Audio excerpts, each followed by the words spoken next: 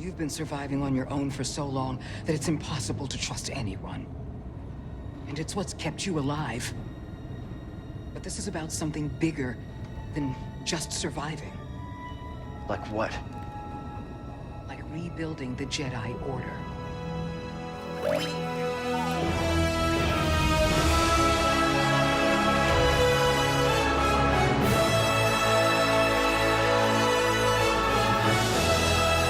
Failure is not the end, my friend. It is a necessary part of the path. I believe you will find someone just as brave and persistent as you have been. I believe in you, as I always have.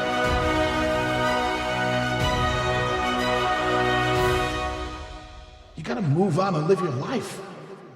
Find your destiny.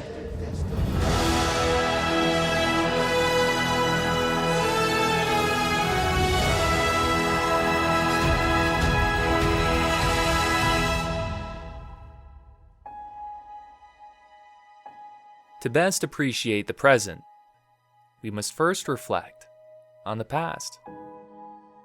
A long time ago, in a galaxy far, far away, there was a period in which we got awesome Star Wars games. From the choice-driven Knights of the Old Republic 1 and 2, to the chaos of the original Battlefronts, to the pure fun and charm of the LEGO games. It was a fun time to be a Star Wars fan. But like all things, those times came to an end. Because as fate and lots of money would have it, an enemy would emerge and take hold of the Star Wars license. This enemy's name was EA. Legend has it that EA was consumed by the dark side and set out to kill good games. And so the publisher executed Order 66. The world got Star Wars Battlefront 1, a full-priced multiplayer-only game that launched with hardly any content. Then, the world got Battlefront 2. Nearing the game's launch, the microtransactions were absolutely atrocious. It was so bad, the people of the internet put aside their differences and fought back. There was so much backlash that even the mainstream media got involved. To this day, one of the devs holds the world record for having the most downvoted Reddit post in history. Congratulations. EA killed Visceral Games Count Dooku style, and basically told the world that single-player games were dying. You see, they wanted to focus on monetizing the multiplayer experience, confident that games couldn't be successful otherwise. But then there was that scene in A New Hope that proved them wrong. You remember that scene? The one where God of War showed up with all of its awards and Kratos said, "Shut your mouth, EA, and be better. Maybe if you started making good games, you'd get some praise." EA responded in The Empire Strikes Back, giving the world Anthem. But wait, Master Dreamality, what about that scene in Return of the Jedi? The one with Respawn Entertainment and Star Wars Jedi Fallen Order.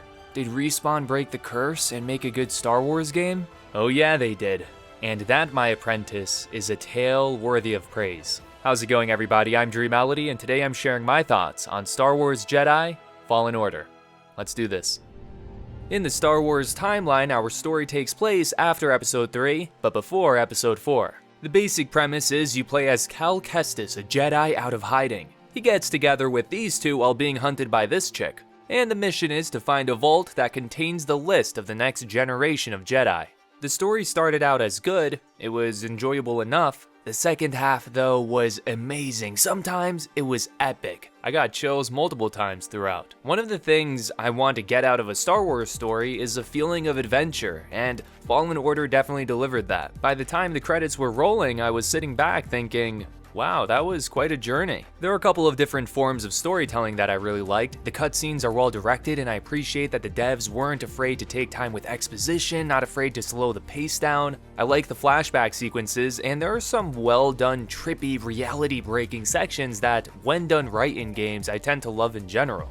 There are some collectibles scattered around the maps that are supposed to add more to the story and world. As someone who loves sinking my teeth into every bit of story I can find, I found these very lazily put together to the point I had to bring them up in this review. A lot of them would only give one sentence of lore, just wow. As for the supporting cast, they were alright, they did grow on me, and by the end I wanted to spend more time with all of them. I think the villain is cool, she also grew on me, and I like that they gave her character some layers. You're probably trying to figure out who's under that mask. Is it Jar Jar Binks? What about Jabba the Hutt? You guys, this is a spoiler-free review, you're gonna have to play to find that one out. Cal is cool, and the second half made me like him even more.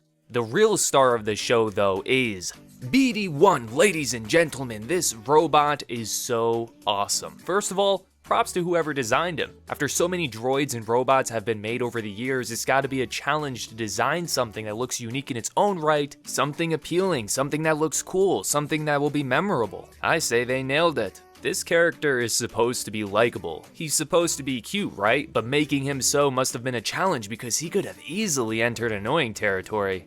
But he's awesome and made the experience less lonely. Now I want one in real life. Overall, I enjoyed the story and like everything about this game. If you are a Star Wars fan, you will get the absolute most out of it. But Dreamality, what if I've never seen any of the Star Wars movies, if I've never played any of the games, if I've never done any of the coloring books? Look, as long as you're a sci-fi fan, I think you'll find some enjoyment here.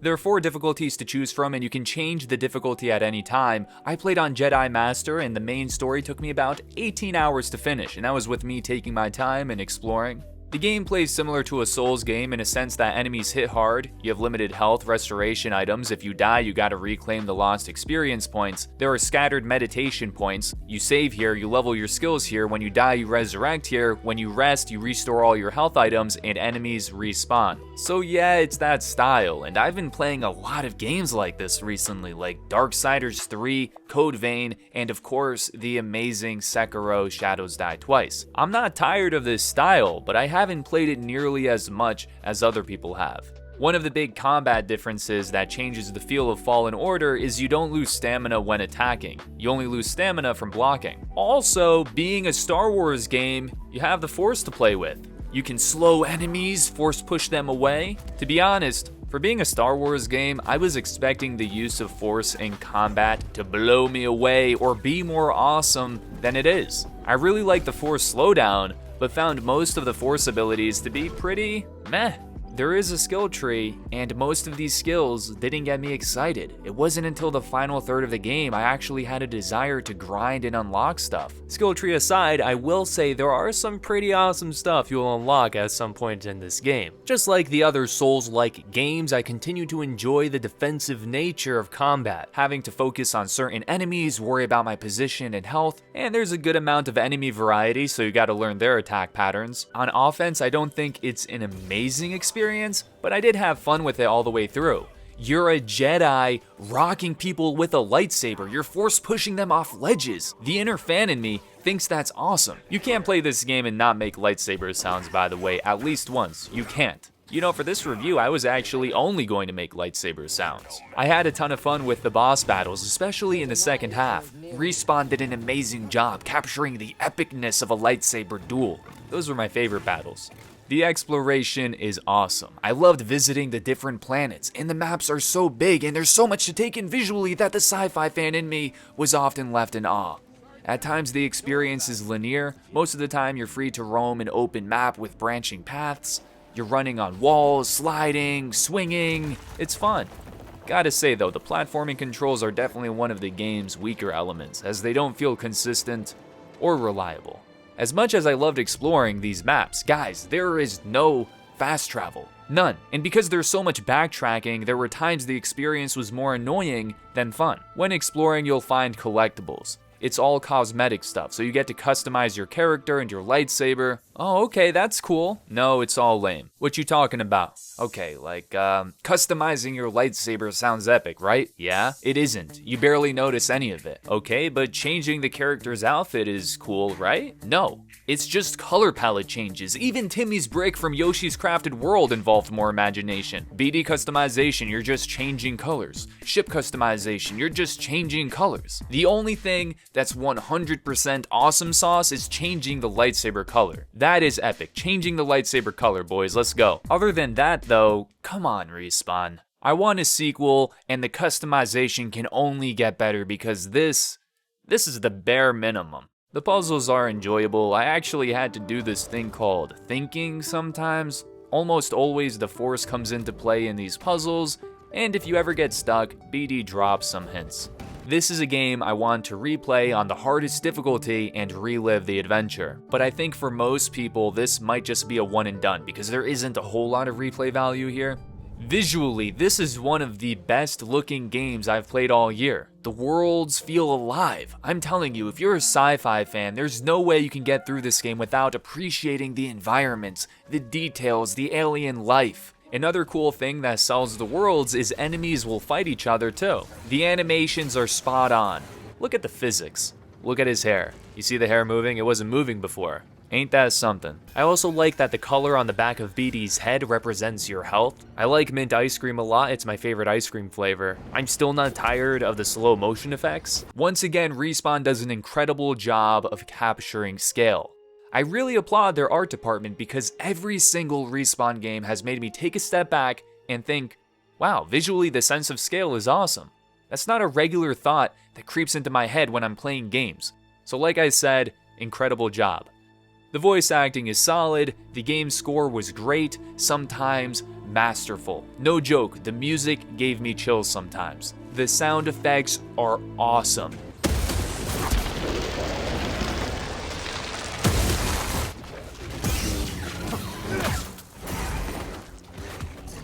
Honestly, the visuals and sound effects made the combat much more enjoyable all the way through. It's time for the conclusion.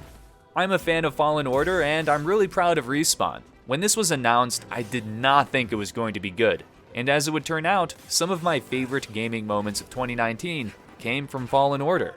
This is my favorite game from Respawn yet, the best EA game I've played in I don't even know how long. To say this is a step in the right direction for EA would be an understatement. Make more games like this, please. I'm so happy they made a single-player story-driven Star Wars experience, no BS, just a solid game. This is one I'm happy to support and was worth my money and my time. At first I thought Star Wars Jedi Fallen Order was good. As I neared the halfway point, it turned into great. And in the final third, great turned into amazing. Overall though, I say it's a great game with some amazing moments, and if you're a Star Wars fan, this is a must play. If you're a sci-fi fan looking to be taking on an adventure with that Souls gameplay, I definitely recommend it as well. You have heard my thoughts, now it's time to share yours. If you have played Star Wars Jedi Fallen Order, let me know what you think. I hope this review is helpful, dare I say enjoyable. If you have any questions, feel free to ask below, and as always, thanks for watching.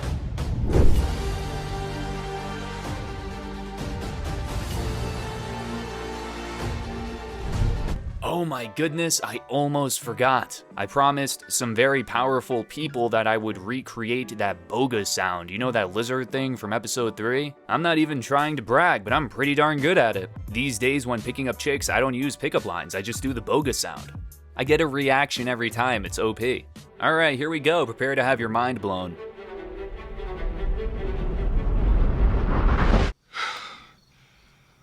Jesus, my heart is beating so fast right now. Okay, just do it. Just do it.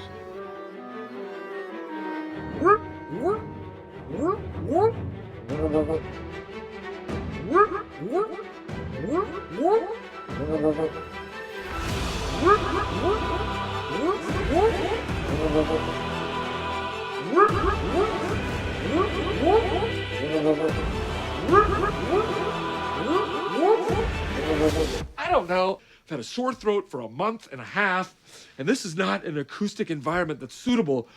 You gotta know, I'm not just some guy. That is the voice of an angel. Are you messing with me right now? You're good. I know